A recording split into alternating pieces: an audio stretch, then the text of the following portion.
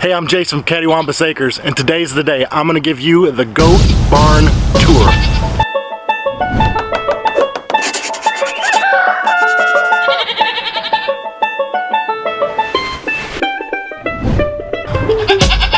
Okay, so let me preface this by saying that I am not a carpenter, nor have I ever been trained as one. I've done a lot of jobs, but ultimately I am simply a police officer who homesteads and is working towards self-sufficiency, and part of that is doing things yourself. I cannot stress enough how important it is as someone who's trying to become more self-sufficient to do things yourself. Whatever you're gonna build, whatever you're gonna do, just make yourself a plan and do it. Be confident in what you're doing. So let's get into it. So right behind me is the very first goat barn that I built. This one was built in 2015, and it was just when I had a couple of wethers. And I had just gotten Buford and Bojangles and needed a space for them to stay. This barn behind me is constructed of treated 2x4s and T111 siding. And then we've painted it with barn paint. It's been touched up a couple times, but it works pretty good for what we need. There's been several changes on this barn over the years, moving doors around and adding partitions and stuff. We currently have 4 adult does, and then if you've ever watched any of our videos, everybody knows Eleanor and Phyllis, our 2 little girls that we have right now. This barn here is 8 foot that way, and it's 12 feet long. I constructed it that way just because it made sense at the time. It has a corrugated metal roof, as you can see here, and this is the cheap stuff. This isn't anything fancy. If you look over here, you'll see my workshop, which has the actual fancy metal. And so fancy, not so fancy, but what I can say, it's held up really good over the last 5 years. No leaks, nothing's blown off, nothing's fallen over, and thankfully this gigantic oak tree has never dropped a gigantic limb on it. It's dropped some small ones, but never really done any serious damage. So let me take you inside. For those of you who don't know, goats do not like being rained on. They hate it. They will fight through it a little bit for some food or hay, but they don't like it. And so this area out here gives them a nice space to hang out when they don't want to be in the barn and it's raining outside. So they do hang out in this area a lot. We just have this this main area here where the girls are is just standard doorway. I don't even remember the size.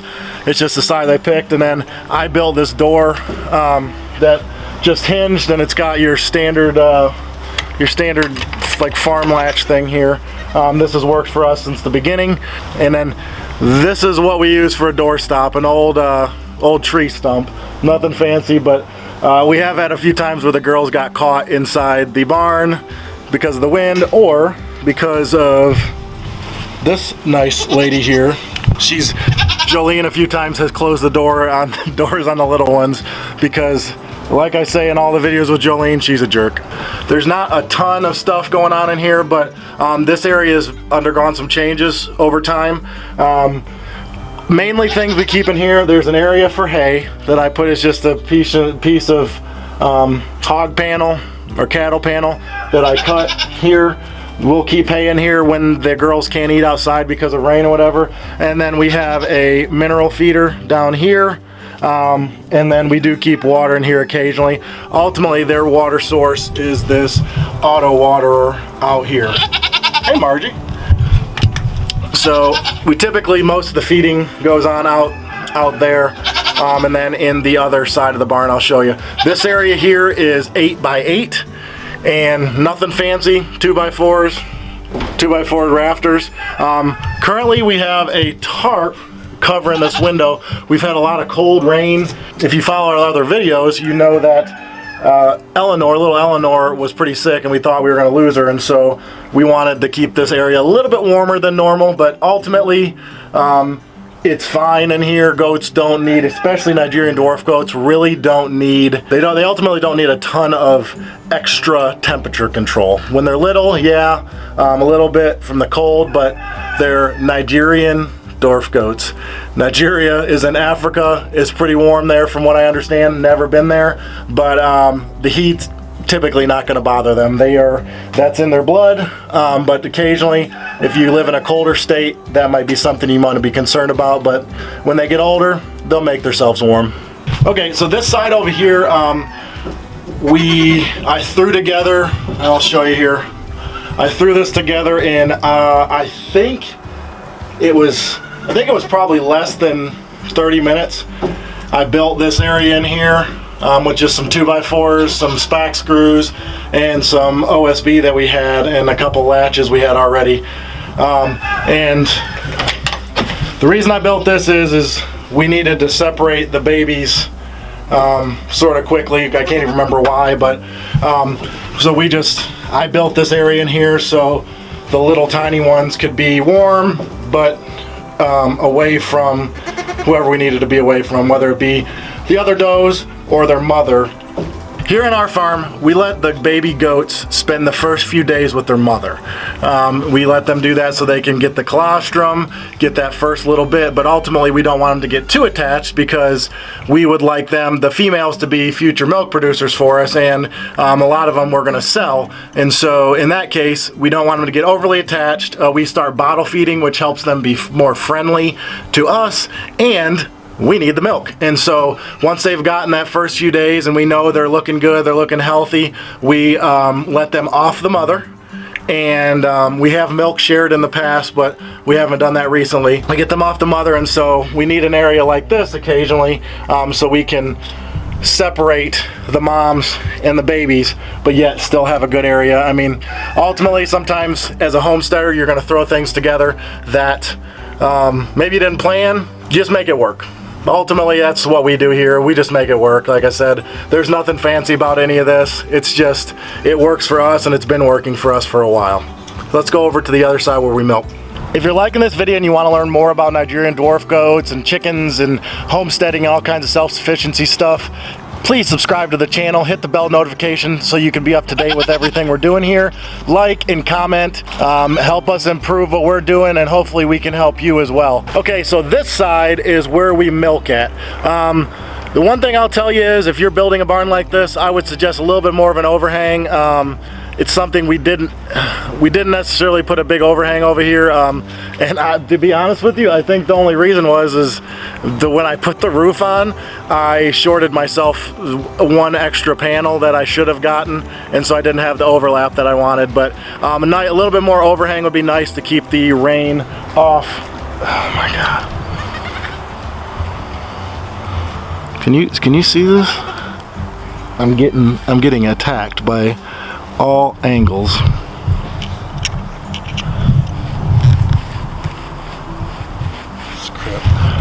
That's just stuff you gotta deal with goats. Here on the outside, we have a door that I built. I can't remember what they call this, English style, I don't know. I actually just this was originally a full door where we kept hay, and then when we started milking, I said, I want it to be the English style milking barn style, whatever, I don't know what it's called. And I really don't know. So I actually cut the door in half and made it a half door, and so I'll show you. It's really pretty thick, but it holds up pretty well. And then we just use the same style of gate and gate latch for pretty much all of our doors over here. It's just constructed of the T111 still and extra pieces of I think it's 1x3s on there, but just a bunch of screws and wood, nothing fancy. Up here you'll see this wire going in, very not fancy, but this was added later, and what this goes to our solar light that's in here, and when it's dark it helps us milk. So that's what that wire goes to, and our solar panel, if you can see it, is over there. This was a cheapo setup, and it's actually worked pretty well for us. It doesn't get you through 10 goats or something milking, but it works pretty decent. Hey, so now we're inside the milking barn. This area is 4 foot by 8 foot, and it seems like it probably sounds small to you, but ultimately, as you can see, I'm a pretty big guy, and I have plenty of space to milk our Nigerian dwarf goats.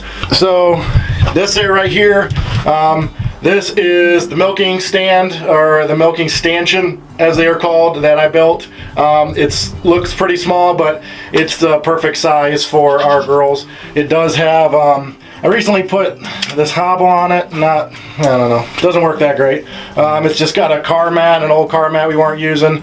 It's got a feed bin there, and then it's just got, we can lock their heads in just like that, and so that's how they don't go anywhere, and I don't attach it down, so we can take it out of here, and that's what we do, and we trim all the hooves. All we have down here as a floor right now is pavers. We could get something fancier, but it was dirt and that wasn't working as good, so the pavers keep it pretty nice and in here, and we've never had water issues. We use a milk crate because, hey, it's a milk barn. Our trash can for all of our waste.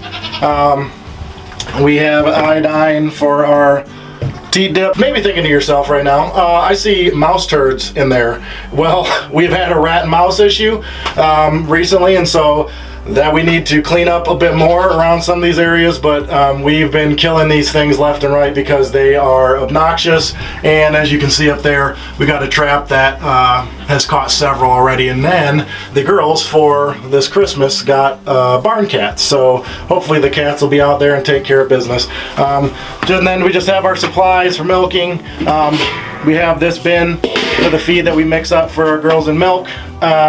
And note that it is metal. It is metal because the plastic one that was in here got chewed up by rats.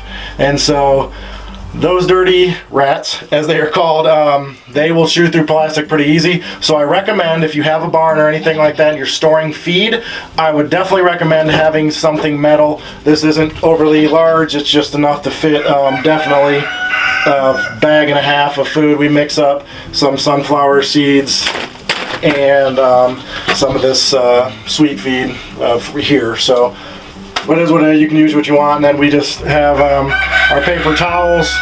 Excuse me. We have our paper towels that we use to clean the girls up, and that's that. But ultimately, this area isn't very fancy, but this is the area we have. It's 4x8. The other side's 8x8. The total barn is 12 by 8, and it is definitely enough to do what we need to do, and it is solid and secure. We have this pegboard in here. We've hung stuff in here. We've hung stuff on this pegboard over time, but I'm currently not really using it for anything. So let's get back out here and I'll just show you the other sides.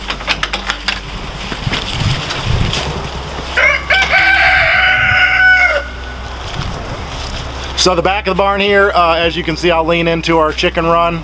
Oh my gosh. Hey. So leaning into our chicken run here, this is the back of the barn. Oh my gosh. I was thinking Uncle Rico, man, this guy is just going crazy. He won't even let me talk. So the back of the barn here, nothing here for the goats. There's no windows, there's no doors. I incorporated our goat fence into the barn.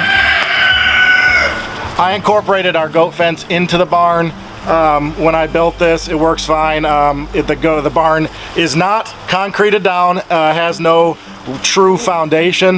It has not moved an inch in 5 years, so nothing big there. And then this is our chicken run. So there's our chicken run, just comes off the back of our goat barn. Sometimes we give the girls grain, sometimes we don't, but when we do, we keep it here and keep it out of the rain. That's automatic water. I think at a later time we are going to do a review of these guys.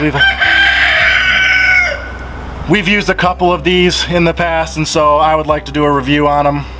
Just to show you guys what we like, what we don't like about them. Out here we have a hay feeder. This is where the girls normally eat. And then over there is a multi-purpose pen where Ollie is.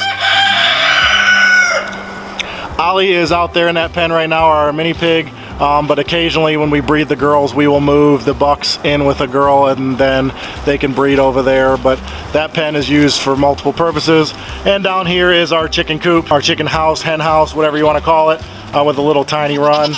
That's what we started with. And the only thing I can say about having your door inside an area with goats is Jolene can actually fit through the chicken pop door, which is only 12 inches tall. So that's something to think about when you're planning your goat run out, whether or not when you're going in to collect eggs or something or get into another area, are the goats going to mess with it. If there's one thing I can tell you, goats will get into whatever they stinking can. Nigerian dwarf goats are by far the most mischievous goats, and probably some of the most mischievous animals you will come across. They go all day long. They can see at night. They literally lay down for like an hour or two in the middle of the day, and I don't even know if some of these girls even sleep. They might not. They might not even sleep. I don't know. Right next to this, we have a frost-free hydrant. I would really recommend, I'm not a brand or anything, but I would really recommend using one of these frost-free hydrants. If you have a homestead or a farm or anything and you've never used one before. We in Georgia, we don't get a ton of frost, but it gets the water line below the frost level in your area, which is nice, because then all you do is close this plunger here. Yep. And actually what it does is it shuts the water off down below the ground, and then there's a drip line, so all the water that's in this drains out, comes out the bottom, and so you have no freezing inside this area. And then when you're ready to use it, turn it on, give it half a second, and your water's there ready to use. And then on this side of the barn, like I said, just one window. There's a tarp there currently, just because we were trying to keep it warm. It's like 70 degrees today. It's January, it's mid-January, it's Georgia, it's 70 degrees, and so I'm out here in a t-shirt, and so I'm gonna take the tarp down. One other thing I wanted to show you inside here, you probably noticed we have this lamp, and we put this lamp in here when we had a couple cold nights, just because we wanted to keep it warm in here. What I can say is these are pretty directional, and so if you have it as high as we did, it's not doing a lot of good. What we'll do is, if we get another cold night and want to separate the girls, we'll move it down low over there to where the girls can't burn themselves, and we'll put the little ones in this side of the barn, because up here it's not really doing much but wasting 250 watts of electricity. So none of us like that, especially if you're on solar or something. You don't want to waste that much electricity. So just something to think about if you're trying to keep something warm or an area warm. On this goat barn tour, what I was planning on doing is just showing you our big barn, but I figured if you're just getting going with goats, or if goats are something new to you, you may want to see some of the other things we've used. So I'm just going to run through some of the houses we've acquired and some of the ones that we have built real quickly over time, and just show you how easy it is to shelter goats and keep them out of the elements. Ultimately, I think the main concern for goats is a three-sided shelter, and so that's just something to think about when you're planning your shelter, that you want to he's not a goat. Nobody get confused. That's a weird looking goat, but he is not a goat. That's Ollie. I don't want you guys to think like, man, I need some fancy setup. I saw this on Pinterest. I saw this on YouTube, and I just need to have this fancy setup before I get going with goats. No, you don't. Just keep them out of the elements. That's all you got to do. A lot of times you already have stuff around your house that you can make these shelters with or use for a shelter. So let's get in here and I'm going to show you a couple more. I would say you always got to take some time out to love on your pig. They like it. Okay, so here's some of the things we've used. This is one of those dog igloos, or a dog loo as it apparently says on top. We've used this. Some of the animals like it, some don't. Ollie's not currently using it. We'll probably move it to another pen, but we have had a couple of the goats that would like staying in here together. This weird contraption is a little shelter I built. This, as you can see from this gigantic nest in here, this is now Ollie's bed. Isn't that right, buddy? Hey, is that your house? Is that your house? And so this is one of the things we've used. On this one, all I used is the dog-eared treated fence panels and roof cap that we had laying around, and then I used them across the back. I think there's only a few pieces of treated 2x4 in here, so this one was really easy to make, and something you could do really easy. And then someone gave us this house, and The goats will go on top of it. As you can see, they don't really sleep in here much, but typically when the girls are being bred, they like to run in here and hide from the boys, and so the little place of shelter for them, if you will. I wanted to show you guys too, this is our little hay barn, I guess, if you will. This holds 6 square bales of hay. Super easy. Once again, I use the panels from the little pickets for fencing, the dog-eared pickets. Threw it together really quick with a few 2x4s, and it's lasted several years now. No issues, and it keeps all the hay dry. So real simple thing that we use there. This is the last shelter I'm going to show you guys, and this one was pretty easy. Did require a little bit more stuff just because Fiona is a larger animal.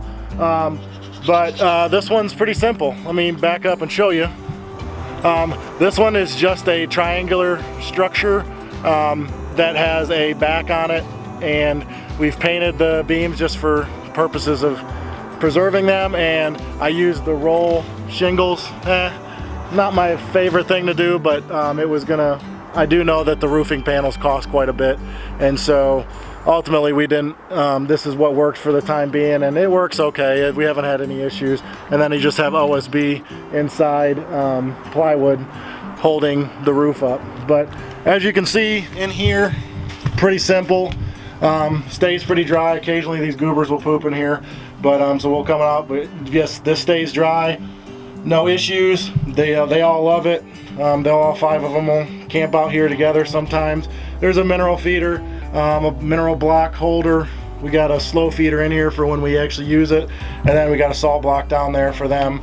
But simple. This shelter was probably in the $100 range, just from after we put everything into it. Some stuff we had already, so it's really hard for me to say, but it was very simple. Any of you could build it. And then, like I said, it comfortably houses a mini donkey and 4 pretty decent size Nigerian dwarf goats. So this is something that you could very easily do. The big barn, that one cost the most. That was a few $100 for sure, but it all is in how much you want to spend and what kind of experience you have and stuff. And these things are great to learn on, guys. I can't stress enough how good it is to get your drill out, get yourself a pack of screws, go get some wood, and take your plan and put it into action and stuff. And like I said, the main thing to remember is goats are going to need 3 sides at least. As you start getting into breeding and milking and things like that, you are going to need different things and different items. So that's it. That's our goat barns. That is the official Cattywampus Acres Goat Barn Tour. Follow along with us. We'll keep you updated on everything we're doing on the farm. Don't forget we're on Instagram. Please don't forget to subscribe to our channel. If you guys have any better ideas for how you raise your goats, or if you have any questions about getting started with goats, please comment down below. Let us know, and we'll communicate with you that way. For now, we'll see you later.